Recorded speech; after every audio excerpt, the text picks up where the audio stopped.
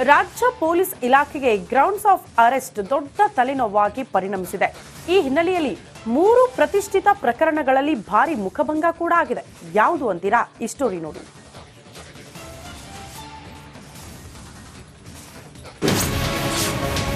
ಪೊಲೀಸರಿಗೆ grounds of ಅರೆಸ್ಟ್ನದ್ದೇ ತಲೆನೋವು.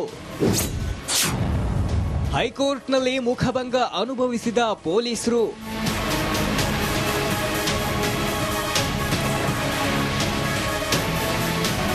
ಕರ್ನಾಟಕ ಪೊಲೀಸರೆಂದರೆ ದೇಶದ ಮೂಲೆ ಮೂಲೆಯಲ್ಲೂ ಸದ್ದು ಮಾಡುವಷ್ಟು ಸುದ್ದಿ ಮಾಡಿದ್ರು. ಆದ್ರೆ ಇತ್ತೀಚೆಗೆ ಅದೇನಾಗಿದ್ಯೋ ಏನೋ ಗೊತ್ತಿಲ್ಲ, ಗ್ರೌಂಡ್ಸ್ ಆಫ್ ಅರೆಸ್ಟ್ನದ್ದೇ ದೊಡ್ಡ ತಲೆನೋವಾಗಿ ಪರಿಣಮಿಸಿದೆ. ಯಾಕಂದ್ರೆ 3 ಪ್ರತಿಷ್ಠಿತ ಪ್ರಕರಣಗಳಲ್ಲಿ ಮುಖಭಂಗವಾಗಿದೆ. ಆರೋಪಿಗಳು ಬಂಧನವಾದ ಬಳಿಕವೂ ಗ್ರೌಂಡ್ಸ್ ಆಫ್ ಅರೆಸ್ಟ್ ನೀಡಿಲ್ಲ ಎಂಬ ಕಾರಣಕ್ಕೆ ಜಾಮೀನು ಸಿಗುತ್ತಿದೆ. ಹೀಗಾಗಿ ನಿಜವಾಗಿಯೂ ಪೊಲೀಸರಿಗೆ ಮಾಹಿತಿ ಇಲ್ವಾ ಅಥವಾ ರಾಜಕೀಯ ಒತ್ತಡವ ಎಂಬ ಸಂಶಯ ಎದುರಾಗಿದೆ. ಅದರಲ್ಲೂ ಹೈಕೋರ್ಟ್ನಲ್ಲಿ ರಾಜ್ಯ ಪೊಲೀಸರು ಗ್ರೌಂಡ್ಸ್ ಆಫ್ ಅರೆಸ್ಟ್ ನೀಡದೆ ಮುಖಭಂಗ ಅನುಭವಿಸುವಂತಾಗಿದೆ. 3 ಪ್ರಕರಣಗಳಲ್ಲಿ ಮುಖಭಂಗ. ರಾಜ್ಯ ಪೊಲೀಸರಿಗೆ 3 ಕೇಸಲ್ಲಿ ಭಾರಿ ಮುಖಭಂಗವಾಗಿದೆ. ಕೊಲೆ ಆರೋಪಿ ದರ್ಶನ್ ಬೇಲ್ ಅರ್ಜಿ ವಿಚಾರಣೆಯಲ್ಲಿ ಮುಖಭಂಗವಾಗಿದೆ. ಗ್ರೌಂಡ್ಸ್ ಆಫ್ ಅರೆಸ್ಟ್ ಲಿಖಿತವಾಗಿ ನೀಡಿಲ್ಲವೆಂದು ಬೇಲ್ ನೀಡಿದೆ. ಸಿಟಿ ರವಿ ಕೇಸಲ್ಲೂ ಗ್ರೌಂಡ್ಸ್ ಆಫ್ ಅರೆಸ್ಟ್ನಿಂದಾಗಿ ಬೇಲ್ ಸಿಕ್ಕಿದೆ. ಲಿಖಿತವಾಗಿ ನೀಡಿಲ್ಲ ಎಂದು ತಕ್ಷಣವೇ ರಿಲೀಸ್ಗೆ ಸೂಚಿಸಿದೆ. ಐಶ್ವರ್ಯ ಗೌಡ ಪ್ರಕರಣದಲ್ಲೂ ಖಾಕಿ ಅದೇ ಎಡವಟ್ಟು ಮಾಡಿದೆ. ಲಿಖಿತವಾಗಿ ನೀಡಿಲ್ಲ ಎಂದು ಕೂಡಲೇ ಬಿಡುಗಡೆಗೆ ಕೋರ್ಟ್ ಸೂಚನೆ ನೀಡಿದೆ. ಏನಿದು grounds of arrest? Pankaj Bansal Purkayastha ಪ್ರಕರಣಗಳಲ್ಲಿ ಬಂಧನ ಪ್ರಕ್ರಿಯೆ ಬಗ್ಗೆ ಸುಪ್ರೀಂ ಕೋರ್ಟ್ ಸ್ಪಷ್ಟವಾಗಿ ಗೈಡ್ಲೈನ್ಸ್ ನೀಡಿದೆ. ಯಾವುದೇ ವ್ಯಕ್ತಿಯ ಬಂಧನ ಮಾಡಿದ್ರೆ ಅದರ ಮಾಹಿತಿ ನೀಡಬೇಕು. ಆತನ ಬಂಧನ ಆಧಾರದ ಅಂಶಗಳನ್ನ ಲಿಖಿತವಾಗಿ ನೀಡಬೇಕು. ಆತನಿಗೆ ಬರುವ ಭಾಷೆಯಲ್ಲಿ ನೀಡಬೇಕೆಂದು ಸುಪ್ರೀಂ ನಿರ್ದೇಶನ ನೀಡಿದೆ. ಆದರೂ ತನಿಖಾಧಿಕಾರಿಗಳು ಇಂತಹ ಎಡವಟ್ಟು ಮಾಡ್ತಾರೆ. ರಾಜಕೀಯ ಕಾರಣಗಳಿಂದ ಹೀಗೆ ಪೊಲೀಸರು ಬಂಧಿಸುತ್ತಿದ್ದಾರಾ ಎಂಬ ಸಂಶಯವಿದೆ. ರಾಜ್ಯ ಪೊಲೀಸ್ ಇಲಾಖೆಗೆ ಮೇಲಿಂದ ಮೇಲೆ ಸೆಟ್ ಬ್ಯಾಕ್ ಆಗ್ತಿದ್ದು, ಇದರ ಹಿಂದಿನ ಮರ್ಮವೇನು ಎಂಬುದೇ ನಿಗೂಢವಾಗಿದೆ. ನಾಗರಾಜ್, ರಿಪಬ್ಲಿಕ್ ಕನ್ನಡ, ಬೆಂಗಳೂರು. ರಾಜ್ಯ ಪೊಲೀಸ್ ಇಲಾಖೆಗೆ ಗ್ರೌಂಡ್ಸ್ ಆಫ್ ಅರೆಸ್ಟ್ ದೊಡ್ಡ ತಲೆನೋವಾಗಿ ಪರಿಣಮಿಸಿದೆ. ಈ ಹಿನ್ನೆಲೆಯಲ್ಲಿ 3 ಪ್ರತಿಷ್ಠಿತ ಪ್ರಕರಣಗಳಲ್ಲಿ ಭಾರಿ ಮುಖಭಂಗ ಕೂಡ ಆಗಿದೆ. ಯಾವುದು ಅಂತೀರಾ? ಈ ಸ್ಟೋರಿ ನೋಡಿ.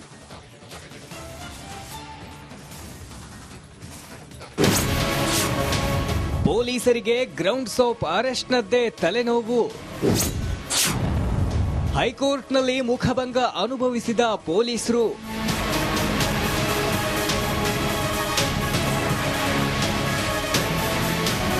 ಕರ್ನಾಟಕ ಪೊಲೀಸರೆಂದರೆ ದೇಶದ ಮೂಲೆ ಮೂಲೆಯಲ್ಲೂ ಸದ್ದು ಮಾಡುವಷ್ಟು ಸುದ್ದಿ ಮಾಡಿದ್ರು. ಆದ್ರೆ ಇತ್ತೀಚೆಗೆ ಅದೇನಾಗಿದ್ಯೋ ಏನೋ ಗೊತ್ತಿಲ್ಲ, ಗ್ರೌಂಡ್ಸ್ ಆಫ್ ಅರೆಸ್ಟ್ನದ್ದೇ ದೊಡ್ಡ ತಲೆನೋವಾಗಿ ಪರಿಣಮಿಸಿದೆ. ಯಾಕಂದ್ರೆ 3 ಪ್ರತಿಷ್ಠಿತ ಪ್ರಕರಣಗಳಲ್ಲಿ ಮುಖಭಂಗವಾಗಿದೆ.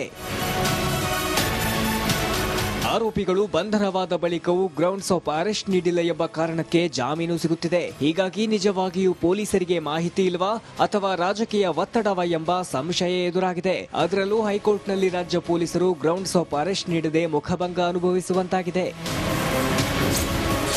3 ಪ್ರಕರಣಗಳಲ್ಲಿ ಮುಖಭಂಗ.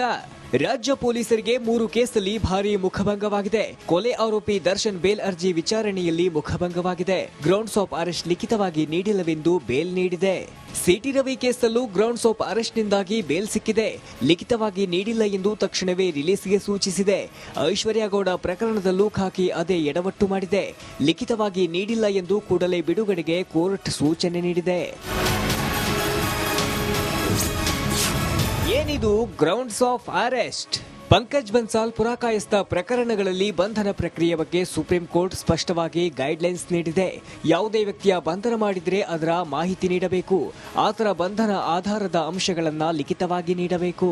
ಆತನಿಗೆ ಬರುವ ಭಾಷೆಯಲ್ಲಿ ನೀಡಬೇಕೆಂದು ಸುಪ್ರೀಂ ನಿರ್ದೇಶನ ನೀಡಿದೆ.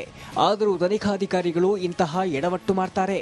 ರಾಜಕೀಯ ಕಾರಣಗಳಿಂದ ಹೀಗೆ ಪೊಲೀಸರು ಬಂಧಿಸುತ್ತಿದ್ದಾರಾ ಎಂಬ ಸಂಶಯವಿದೆ.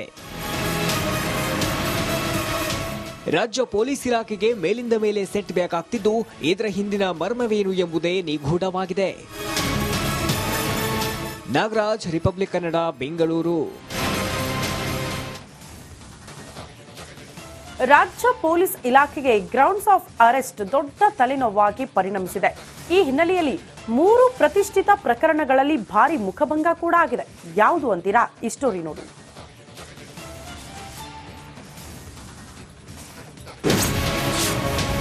ಪೊಲೀಸರಿಗೆ ಗ್ರೌಂಡ್ಸ್ ಆಫ್ ಅರೆಸ್ಟ್ನದ್ದೇ ತಲೆನೋವು. ಹೈಕೋರ್ಟ್ನಲ್ಲಿ ಮುಖಭಂಗ ಅನುಭವಿಸಿದ ಪೊಲೀಸರು.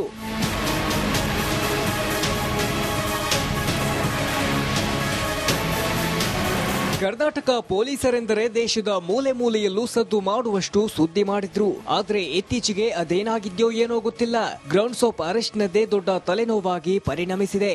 ಯಾಕಂದ್ರೆ 3 ಪ್ರತಿಷ್ಠಿತ ಪ್ರಕರಣಗಳಲ್ಲಿ ಮುಖಭಂಗವಾಗಿದೆ. ಆರೋಪಿಗಳು ಬಂಧನವಾದ ಬಳಿಕವೂ ಗ್ರೌಂಡ್ಸ್ ಆಫ್ ಅರೆಸ್ಟ್ ನೀಡಿಲ್ಲ ಎಂಬ ಕಾರಣಕ್ಕೆ ಜಾಮೀನು ಸಿಗುತ್ತಿದೆ. ಹೀಗಾಗಿ ನಿಜವಾಗಿಯೂ ಪೊಲೀಸರಿಗೆ ಮಾಹಿತಿ ಇಲ್ವಾ ಅಥವಾ ರಾಜಕೀಯ ಒತ್ತಡವ ಎಂಬ ಸಂಶಯ ಎದುರಾಗಿದೆ. ಅದರಲ್ಲೂ ಹೈಕೋರ್ಟ್ನಲ್ಲಿ ರಾಜ್ಯ ಪೊಲೀಸರು ಗ್ರೌಂಡ್ಸ್ ಆಫ್ ಅರೆಸ್ಟ್ ನೀಡದೆ ಮುಖಭಂಗ ಅನುಭವಿಸುವಂತಾಗಿದೆ. 3 ಪ್ರಕರಣಗಳಲ್ಲಿ ಮುಖಭಂಗ.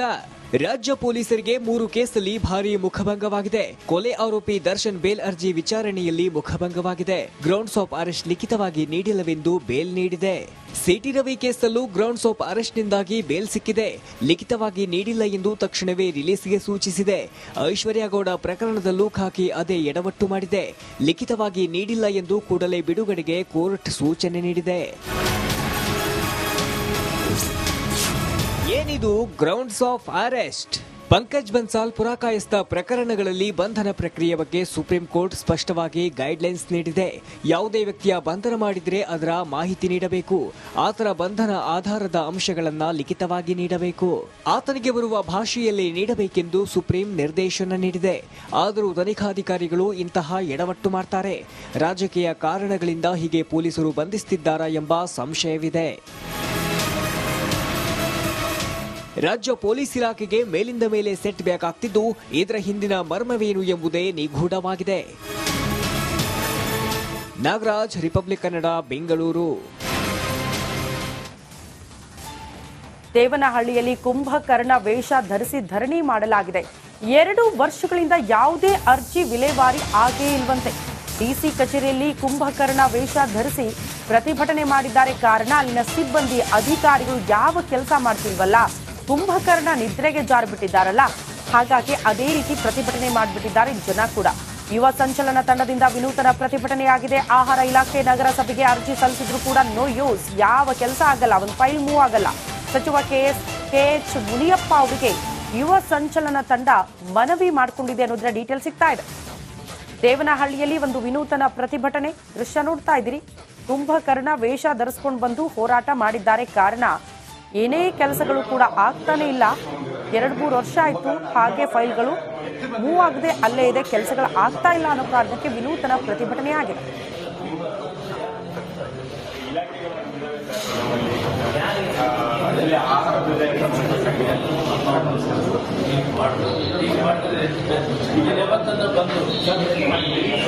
ಸರ್, ಜನತಾ ದರ್ಶನದಲ್ಲಿ ನಿಮ್ಗೇನೆ ಬಂದಿರೋ ಫಸ್ಟ್ ನಿಮ್ಗೆ ಗಮನಕ್ಕೆ ಬಂದಿದ್ದೀವಿ ಸರ್. ಆದರೂ ಸುಳ್ಳು ದಾಖಲಾತಿಗಳು ಕೊಟ್ಟು